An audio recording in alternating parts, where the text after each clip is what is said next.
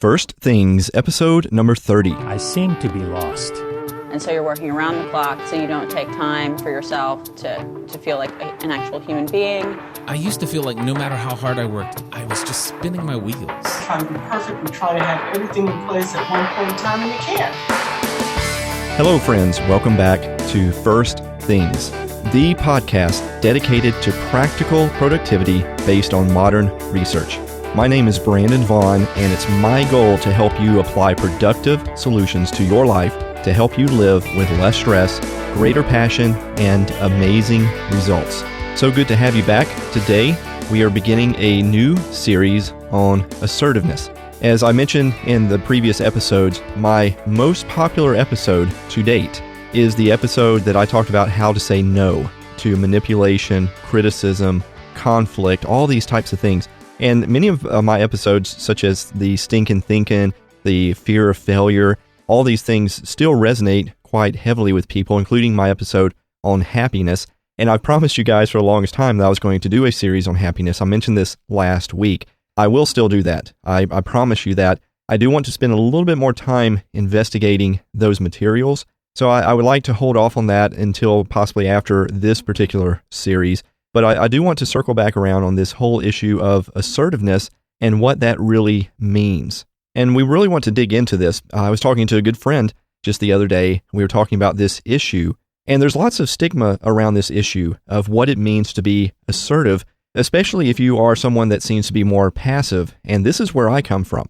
I'm on a podcast, I'm talking, and I've been a teacher for nearly all my life. So you would think I'm not passive. I'm very much outgoing, but that's not really the case.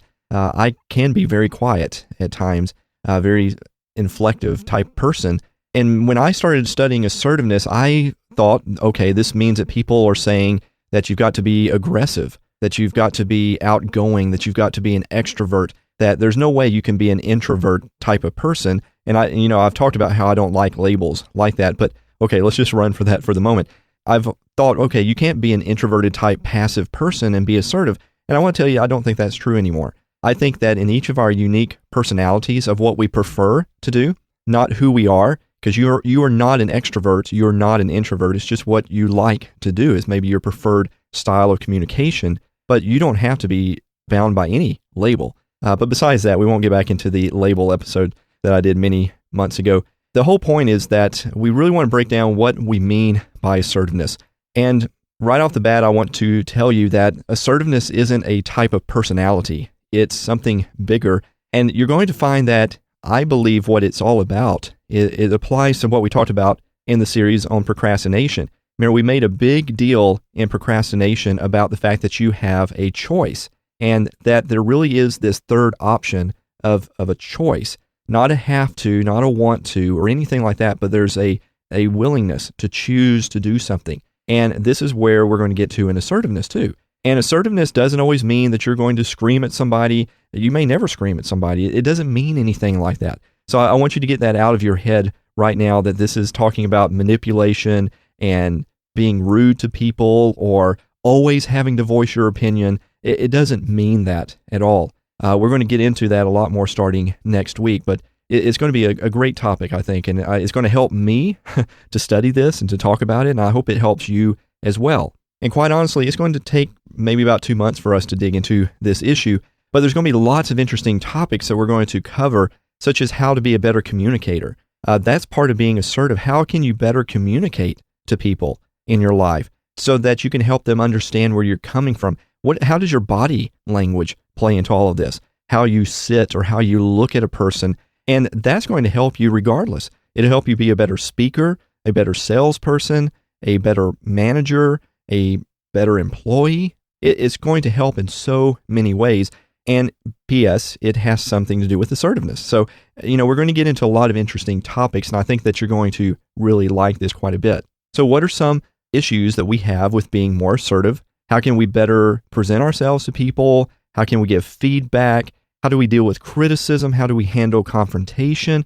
All of this is part of what I want to talk about and really dig apart. Now, you can go back to my previous episode on learning to say no, and still everything I said there, I still back, and I'm just going to expound upon in more detail over the next few weeks. But definitely, if you haven't heard that episode, I would encourage you to go back. It would be a good starting point. In fact, one of my original quotes, probably one of my most favorite that I've ever had since I started this show, was in that particular episode, which was that your most powerful no is a well-defined yes. And if you haven't heard me say that before, go back to that episode and I explain exactly what I mean by that. But we'll bring that back up again because ultimately we're not just talking about how you deal with criticism and confrontation. That's definitely part of it. But we're also talking about the things I've always talked about in the show. How do you keep the important things from being neglected in your life? We talked about guilt-free play in the series over procrastination. Well, how do you make sure that you don't neglect that in your life? How do you make sure that you say yes to that? And to say yes to those types of things mean that you have to say no to some things, that you say no to the things that are urgent but not important, or the things that aren't urgent and are not important. We have to learn how to say no to those things in order to say yes. And the most powerful way we say no is when we really know what we want to say yes to. When we really have a clear idea of our true north and what we want to say yes to, it's so much easier to say no to other things. So we'll definitely get back into that in this particular series. And I really believe that this series is something that everyone will benefit from. Even if you feel like you're a pretty assertive person already, I still think there's going to be things that we deal with that will help you better position yourself, because even if you are a master at being assertive, you still also deal with people who struggle with this. So it will help you relate and understand why other people struggle with this. Plus, I think you can still pick up some great tips like how to be a better communicator and to make you think a little bit about how you do your body language when you talk to people. Even if you are a master at assertiveness, there's always room to learn. And so I think that you'll benefit from this if you deal with issues of being assertive and you're just not sure what that even means. We'll definitely deal with that. And unless your goal is to manipulate people in life, which I'm assuming everyone who's listening to me is not, that's not your goal in life, then I think you'll benefit from our talks on better communication and understanding where others struggle with this. Now, our primary resource that we will be using as like a study guide through this course is the Assertiveness Workbook by Randy Patterson. And there's a link in the show notes at firstthingsproductivity.com/30 that you can go to, and you'll see a link to that, where you can buy that on Amazon. You can get that on Kindle. You can get a actual book through that link. And also you can go on to iBooks and you can get it from there as well. I have that bought on my iPad as well. So you can get it there. And again, I would encourage you to pick up the book. It has a lot of good stuff. I'm not going to be talking about every single thing in the book. I'm going to be hitting on the highlights and also going off on my tangents of things that I really want to talk about or emphasize that maybe aren't in the book. So the book serves as like a study guide, if you will. So if you really want to deal with this issue in your life, then pick up this book and start working through it as we talk about the different topics. We're just going to let the book kind of serve as our outline, if you will, to kind of give us some direction and context to talk about these issues in a very systematic way. There's also another great resource that I'm going to mention at times, but we probably won't detail very much of it in these episodes. And it's an older book called When I Say No, I Feel Guilty. And I can't remember the original copyright of the book. I think it was back in the 70s, if I believe. And it's a very interesting book. It's also a very interesting book because it actually gives examples of dialogues, sample dialogues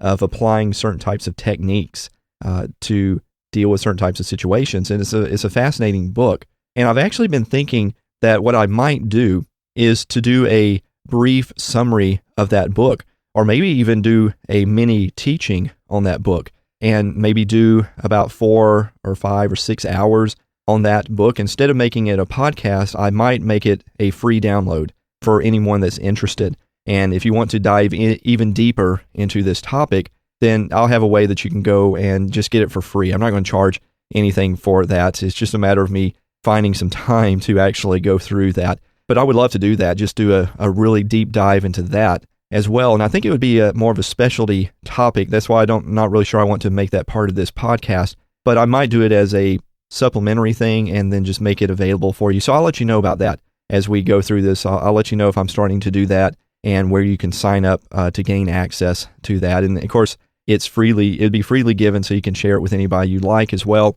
Definitely wouldn't mind if I do put that up.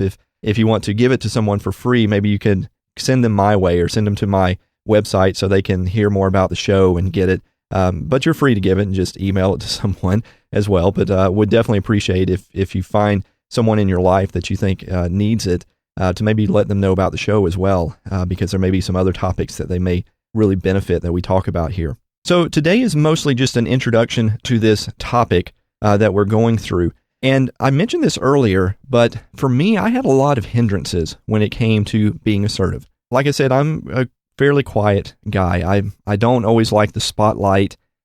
Just recently at work, I was thrown in the heart of doing something that was making me well known through this particular type of analysis I was doing on some data, all the way up to basically the vice presidents of this particular place. And it really put me in the spotlight because it's like, well, according to Brandon's analysis, this is the case, and we need to do this. And these are major decisions they're making. I mean, we're talking about a lot of money that's all being based upon me and what I say. And I found myself sitting there thinking, gosh, I wish I could go hide under a rock or something, because I don't want to have that much weight pushed back on me because of what I'm doing. I love to help, and I'm very happy to help. And it's fun to me to dig into data and look at trends and things like that. But, let me just kind of do my things and then go home and record my music and record my podcast. And, that's kind of my personality. So I had a lot of kind of paradigm shifts that I had to make when I came to look at this issue of assertiveness. Like, for instance, that assertiveness is only something that works for outgoing, extroverted type of people. We already mentioned this earlier. And therefore, to be assertive means that I basically have to change my personality, that I have to suddenly be the person that hogs the spotlight and demands the spotlight, and you must listen to me.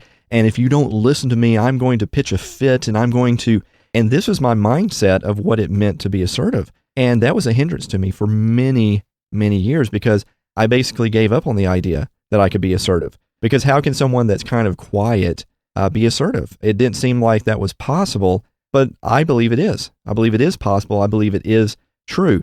And yes, there are some areas in order to be assertive that I have to learn to say something. So it isn't that I can be assertive and basically keep my mouth shut 100% of the time. But it's not true that it means that I have to open my mouth 100% of the time. That was my mistake, that I thought what assertiveness meant, that I have to always say what's on my mind, that I always have to open up my mouth. And that's not the case. In fact, there's an old proverb that I still believe is true even with assertiveness, and that is that even a foolish man will be mistaken for a wise man if he just keeps his mouth shut. And I love that ancient proverb. I think it's so true. I know many people that would be considered a lot wiser, even though they may not be that wise, if they just don't talk as much. Because when people talk too much, they show their ignorance way more. And I think in assertiveness, we're going to find that assertiveness does not mean you always open your mouth. It means that sometimes you need to keep your mouth shut. And in keeping your mouth shut, that's just as much being assertive as other times. The problem is, though, that for some of us who are listening that tend to be more passive, we've got to make sure that the reason why we keep our mouth shut is not because we fear failure and rejection, which may be the reason why we're not speaking up, and is because it's a deliberate choice to do so, which is what assertiveness is all about. And again, we're going to get into this, but just talking about some of the hindrances I had. I also had a hindrance, like I said earlier, that it means I had to be rude to people. I thought that's what assertiveness was basically meaning, that I had to suddenly just be rude to people and be very self-centered. It's all about me, and how dare you say that to me type of thing. And therefore, I just had to basically just manipulate people and be rude to them all the time. And I'm here to say that's not what I believe assertiveness means. I think some people, especially those of us more on the passive side of the fence, maybe hear that when we hear the word assertiveness, but that isn't really what it is. And I also really felt like it was manipulation. It seemed like that. It seemed like I was manipulating people to do what I wanted them to do. And that's what assertiveness was. And again, I say, no, that's not the case. It really depends on the motive. And honestly, you have to ask yourself, do you respect yourself enough that you really matter? You can respect other people while voicing your opinion. You can respect yourself. You can respect them. It's possible to do that and voice your opinion. And it's not about manipulation. It's not about denying people their right to an opinion or not allowing them to express their opinion. It's a matter that you don't need people's approval to make yourself feel good. And this has been a big theme of our show. What do you base your identity on? Do you base your identity upon the approval of other people? And if you do, then you're either going to passively shy away from any kind of opinion voicing, or you'll try to control things because you need people too badly for them to accept you. And therefore you can't, have them reject you in any way. So you'll be put in positions where you have to control it and manipulate people to do that. And I don't believe that's what assertiveness is all about. And yeah, sure, some people need other people that they can manipulate, but assertiveness and manipulation are not the same thing. One of the big things that I always bring up in most episodes is the importance of living in the now moment, in the present moment, of embracing your now journey, to not see life as this destination, but to see life as a journey. And then we spent weeks talking about procrastination, and I love the title of the book of Neil Fiore, The Now Habit, embracing what you can do now. And assertiveness to me is just part of this. Assertiveness is about being in the now moment.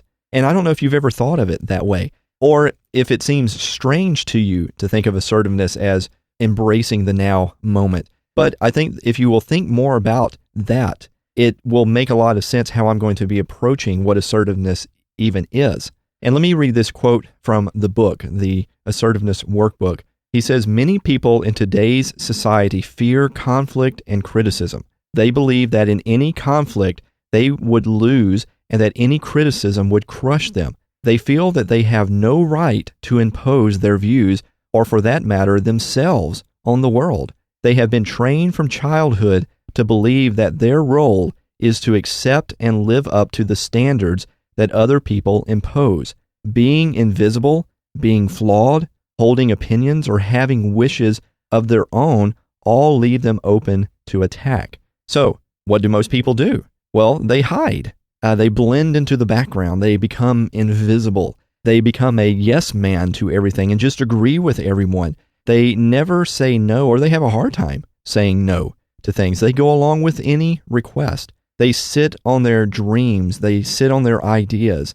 They never tell people about their dreams and ideas. Some people may not even know they have dreams and ideas. I've met many people that have told me they don't have any dreams. They don't have anything like that. And I'm sitting there thinking, you once did, but maybe you've killed it over time because of this very issue, this fear of failure, this fear of rejection. They will live, they will act, they will even dress in a way that they can simply vanish in the background. They don't attempt to stand out. And it's not a matter of putting on a pretense in a show, but their whole goal in life is to basically disappear. And let me blend into the background and act and live and even dress in such a way that people basically will never notice me at all. You are no longer a human being. You are now a human mirror. We've talked about this analogy before of how many of us can become human doings. We're always about what you do, and you do this, or human shoulds, you should do this, or human oughts. Instead of being a human being where you be in the now moment. There's another aspect of this, especially with assertiveness, that a lot of people aren't being, they are mirroring. They are becoming a mirror in their lives.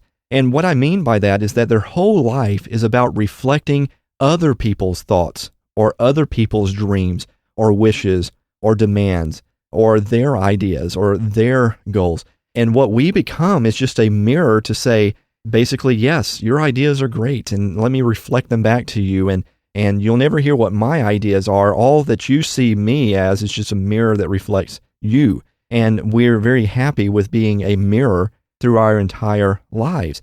And if you are being a mirror, you are not embracing the now moment. You cannot fully embrace the now moment as a mirror, living as a mirror in your life. You aren't really here in the now moment. Does that make sense? You, the real you, is not in this now moment if you insist on being a mirror that only reflects other people. Where are you? You aren't a mirror. So where did the real you go? Is it hiding behind the mirror? Did you drop it off somewhere? Where is the real you? Because you aren't a mirror. And to play the role of a mirror is to minimize your importance on this planet. Do you realize that there is no one like you on this planet? There is no one who looks exactly like you. And even if you're a identical twin, then no one has your fingerprints. I mean, there's something unique about you. No one thinks like you do. No one acts like you do. No one has the ideas and the dreams like you do. What would this world be like if all of us lived out our dreams? And I'm talking about the great dreams of really making a difference in this life. What would our world be like if we didn't crush our dreams and our ideas, but we let them out? I always say at the end of my show, it's a great quote, don't die with your music still inside you. And, obviously I'm a musician and I've been recording songs, and I'm still, by the way, doing that. I'm a little bit behind because, man, my work has just totally slammed me the last couple of weeks, overwhelmingly so, but I'm still doing it. And I'm still determined, if I can, by April, to have recorded all these initial songs and to get them out there. But this is a dream of mine, and I am bound and determined that I'm going to live it out. And I would encourage you to live out your dreams. It doesn't mean that you have to quit whatever job that you're doing. I know a lot of people advise that, and there's some merit to that type of thing. But you should pursue your dreams. What are your dreams about?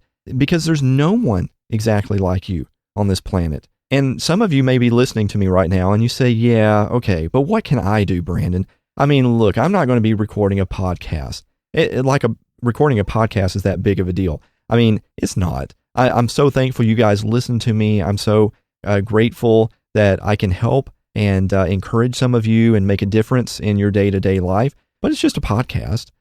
All of us can do things that make a difference. And you say, yeah, but you just don't get it. Nothing I do makes a difference. Not like that. And I would say that's not the case. We honestly do not know everything that we impact. Everything that we impact. I don't know if you've ever seen the movie called The Butterfly Effect. It's a fascinating movie. It's an odd movie, granted, but it's basically about how a guy can go back into the past and change history. But what he finds is that when he changes history to make one thing better, he makes other things worse. And then when he goes back to fix those in history, he ends up making other things worse.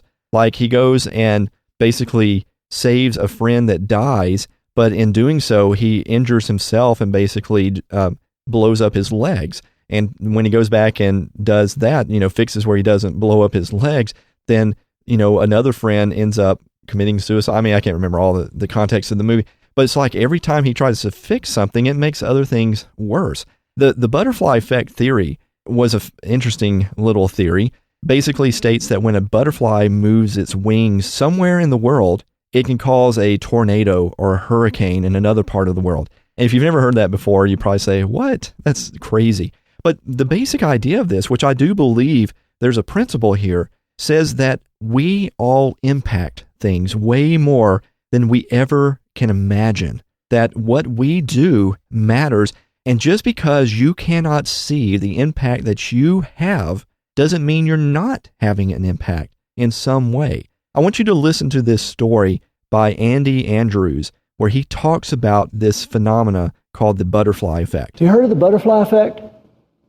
The butterfly effect was a doctoral thesis written in 1963 by Edward Lorenz, and it was presented to the New York Academy of Sciences and laughed out of the place. It's crazy. The butterfly effect stated that a butterfly could flap its wings on one side of the world and set molecules of air in motion, then move to other molecules of air that would eventually move other molecules of air that could eventually create a hurricane on the other side of the planet. The butterfly effect. It was nuts. But it was interesting. And because it was so interesting, it hung around forever in urban legend and movies and books until finally, physics professors in the mid-90s proved the butterfly effect was accurate and viable, and it worked every time. And not just with butterflies either. It worked with any form of moving matter, including people. They gave it the status of a law. Just like the law of gravity, the butterfly effect is now known as the law of sensitive dependence upon initial conditions. And it works every time. See, Chamberlain is a human example of the butterfly effect. One guy who made one move 140 years ago whose effect still ripples through our lives today. And you are no less an example of the butterfly effect than Chamberlain was. Everything you do matters. Every move you make, every action you take matters not just for you or your family. I was in a hotel room a couple of years ago. This was before Peter Jennings died, and I was ironing the left sleeve of a white shirt and about to go down and talk to a group of people, and the TV was kind of halfway on, and Peter Jennings was doing that Person of the Week thing that ABC News, they still do it, but he was doing the Person of the Week where they highlight somebody and tell about what they... And while I'm kind of halfway paying attention, I hear him say, and so the Person of the Week for, and he gives the date, he said, is Norman Borlaug. And man, when he said Norman Borlaug, I put the iron down, I ran in front of the TV set, my jaw was around my knees. Norman Borlaug, I didn't know the dude was still alive. I knew who he was. I had written a book called The Lost Choice that tells the proof about how much a life matters, and I'd wrapped a story around it, and I'd done some research, and I'd found out about Norman. I had like 2 paragraphs in the book about Norman Borlaug. I knew who he was. They had calculated that his work, hybridizing corn and wheat for arid climates, his work through the years, the plains of Siberia, the Dust Bowl of Western Africa, our own desert Southwest, South and Central America, that his work, hybridizing corn and wheat for arid climates, had saved from famine the lives of over 2 billion people. The guy saved 2 billion lives. And for that, he was Person of the Week. It kind of aggravated me because I remember thinking, it's not Norman Borlaug. I was talking to the TV, it's not Norman Borlaug that did it. It was a guy named Henry Wallace. Henry Wallace was Vice President of the United States under Roosevelt. And a lot of people think, wait a minute, I thought Truman was Vice President under Roosevelt. Well, that's true. But remember, Roosevelt served 4 terms. He had 3 different vice presidents, and the middle one was the former Secretary of Agriculture, a man named Henry Wallace, who, while he was Vice President of the United States, used the power of that office to create a station in Mexico whose sole purpose was to hybridize corn and wheat for arid climates. And he hired a young man named Norman Borlaug to run it. And it was Norman Borlaug who won the Nobel Prize, and it was Norman Borlaug who got Person of the Week. But when you think about it, it was Henry Wallace who saved the 2 billion people, wasn't it? Really? Unless maybe it was George Washington Carver. You remember Carver, don't you? The peanut stuff? Here's one thing people don't know about Carver, is when he was 19 years old and a student at Iowa State University, he had a dairy sciences professor who on Saturday and Sunday afternoons would allow his 6-year-old little boy to go on botanical expeditions with this brilliant student. And it was George Washington Carver that took this little 6-year-old boy and pointed his life in a direction. It was George Washington Carver that took this 6-year-old Henry Wallace and put a vision in his life about plants and what they could do for humanity. It's amazing to think about it. Isn't it George Washington Carver flapping those butterfly wings with the peanut stuff? 266 things he developed from the peanut that we still use today. He flapped his butterfly wings with the sweet potato. 88 things he developed from the sweet potato that we still use today. And while nobody was even looking, he just flapped his butterfly wings a couple of times with a little 6-year-old boy, and just happened to save the lives of 2 billion people and counting. So when you think about it, maybe it was Carver that should have been Person of the Week. Unless it would have been the farmer from Diamond, Missouri. A man named Moses had a wife named Susan. They lived in a slave state, but they didn't believe in slavery. Well, this was a problem for these psychopaths like Quantrill's raiders who came through farms and villages at night, destroying and killing. And one January night, Quantrill's raiders came through Moses and Susan's farm, and they burned the barn, and they shot several people, and they drug off a lady named Mary Washington, who refused to let go of her infant baby, George. Now, Mary Washington was Susan's best friend. And because of that relationship, Moses sent word out immediately, and a messenger here and a message here, trying to create a meeting with Quantrill's raiders, and 2 days later he had it. And he took a black horse in the evening time, and then went several hours north to a crossroads in Kansas to be there at the appointed time, meeting 4 of Quantrill's raiders who showed up on horseback, carrying torches, with the flour sacks over their heads, with the eye holes cut out. And there Moses traded the last horse he had left on his farm for what they threw him in a burlap bag. And as he caught it and they thundered off, he went to the ground, and there in that cold darkness with that white breath billowing out, he pulled out of that burlap sack a cold, naked, almost dead infant baby boy. And he jerked open his jacket and his shirts, and he put that baby in next to his skin and covered the child up, and he walked that baby out, talking to him, promising him that he would raise him as his own, telling him he would educate him to honor his mother, who they knew was already dead. And that was the night he told that baby he would give him his name. And that is how Moses and Susan Carver came to raise that little baby, George Washington.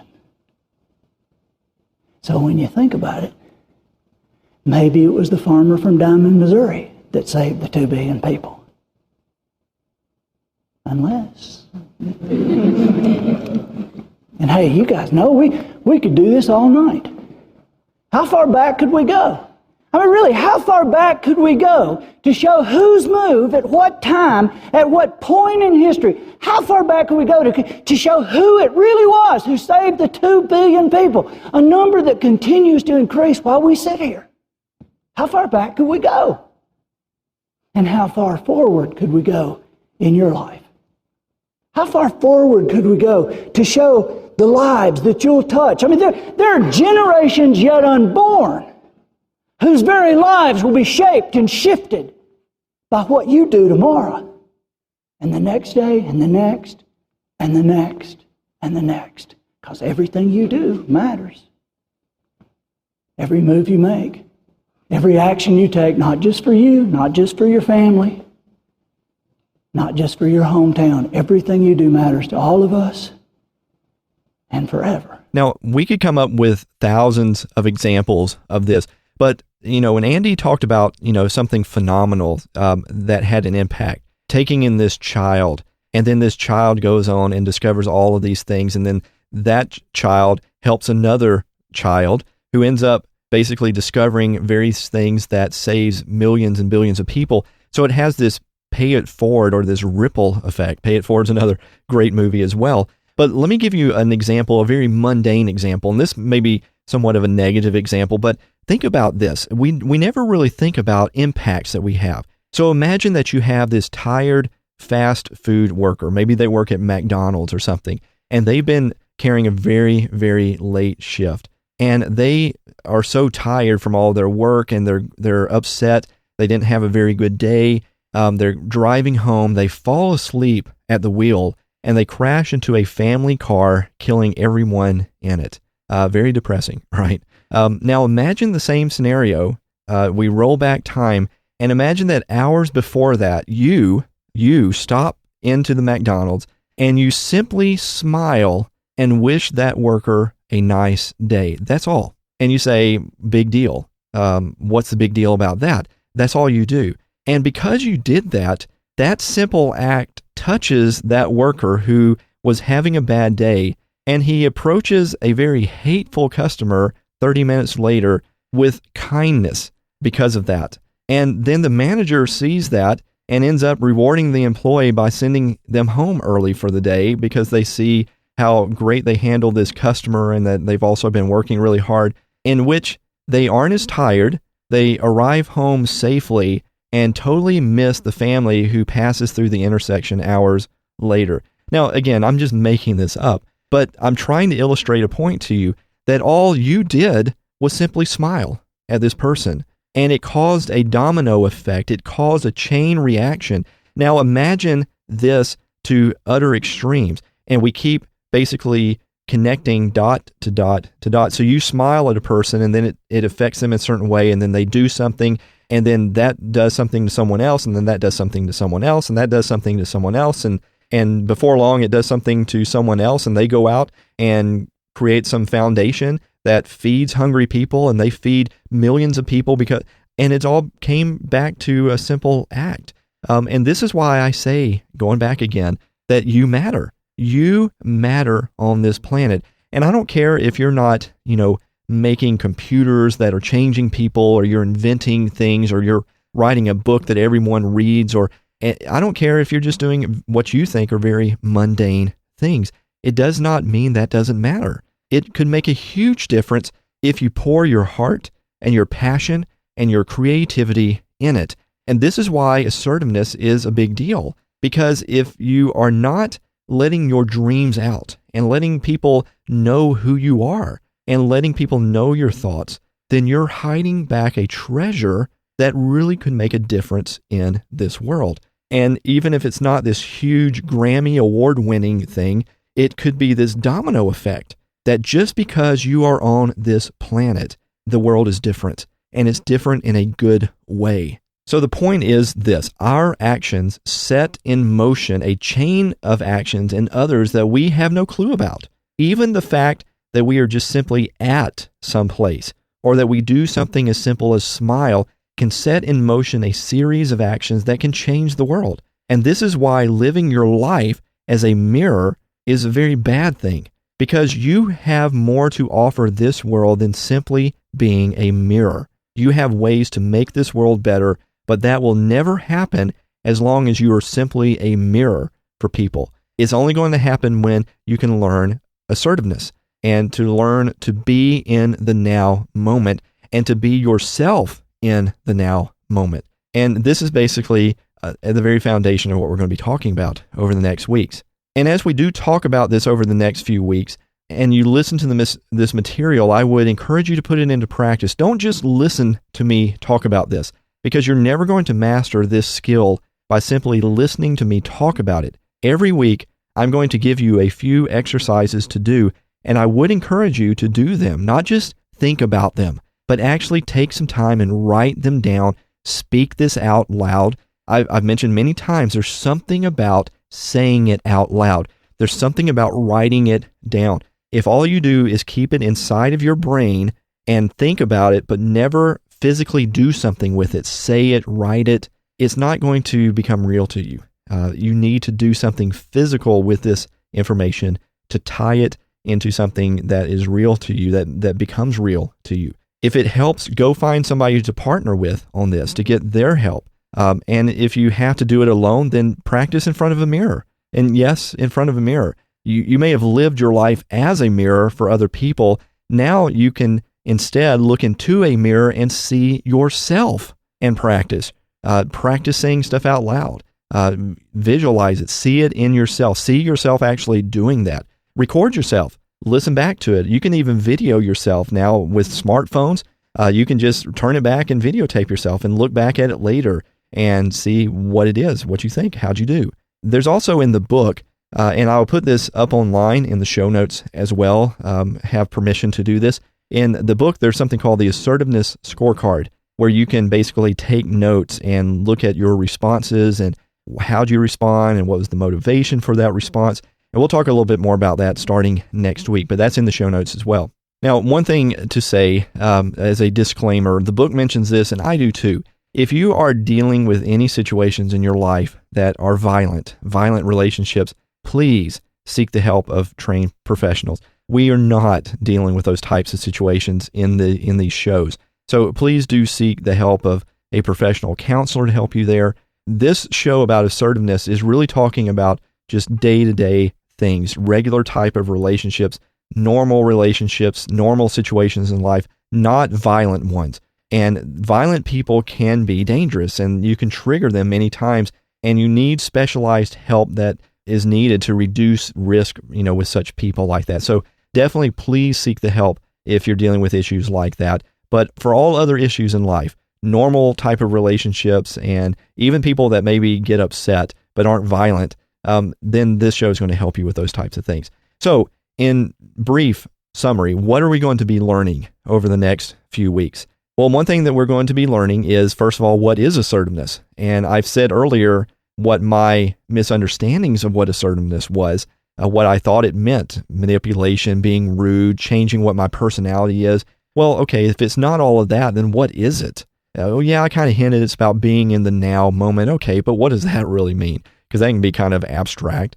What are we talking about? And how does it differ from being passive or being aggressive or being passive-aggressive? And what do we even mean by those terms? So, if we're not saying assertiveness is being about being aggressive, then what is assertiveness then? Because many of us probably think assertiveness and aggressiveness are the same thing, and they're not.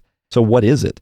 And how does stress or others' expectations or even our own belief systems, how does all of that create self-defeating barriers that make it difficult to be assertive? What role does nonverbal communication play in this? Our body language, what does all that have to do? How can we be better communicators?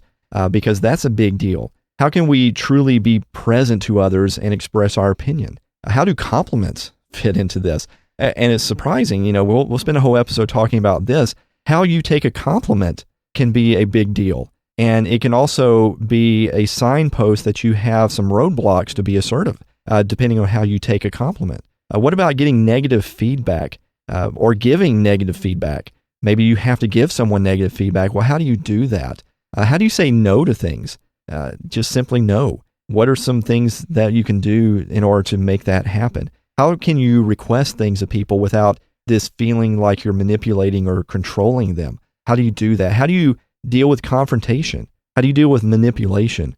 So all of this is the topics we're going to be talking about over the next few weeks. So I hope you will join me. I hope it will be beneficial. We're going to get very practical in this. We're going to talk about what works and what are our hindrances in there. And like I said, even if you feel like you are a master on assertiveness, I think there's still some topics we're going to be talking about in the next few weeks that you'll find beneficial. And again, in worst case scenario, I think it will help you understand people that struggle with this. So you can be a better communicator to them and help them in ways that you maybe never did before by just thinking about some of these various issues. Well, that wraps up this episode on this introduction into our deep dive on assertiveness. As always, please consider leaving me any ratings and comments that you have on Stitcher, Zune, BlackBerry, iTunes. Just again, helps me let others know about the show. If you haven't left me a comment before, would love for you to leave me a comment. I read all the comments I get. I just pull them up and I read them, and I really listen to what you have to say. You can also reach me on my website. I am working on getting up more of a mailing list so that I can keep you informed of changes that I have. Like I was talking about doing this extra teaching on the When I Say No, I Feel Guilty. So then that way you kind of know when I do stuff like that and when I put stuff like that out, and you can go grab it if you are interested.